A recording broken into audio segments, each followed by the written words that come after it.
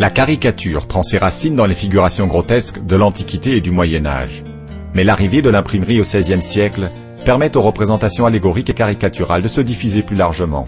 C'est l'époque des guerres de religion, et l'Église catholique en particulier est la cible des caricaturistes.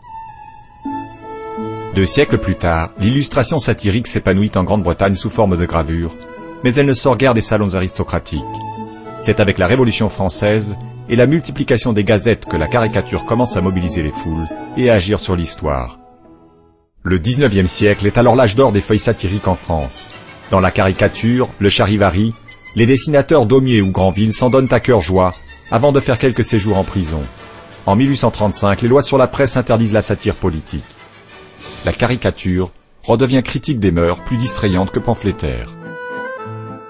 La libéralisation de la presse quelques décennies plus tard fait exploser le nombre de journaux d'opposition et l'illustration satirique se déchaîne.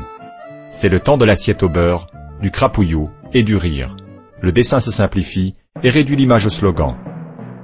Avec la montée des nationalismes et la guerre de 14-18, la caricature se confond avec la propagande et se met ensuite au service des régimes totalitaires. Après la Seconde Guerre mondiale, les illustrateurs se cantonnent au dessin d'humour. Il faut attendre les années 60 et les événements de 1968 pour que la satire politique reprenne du mordant en France.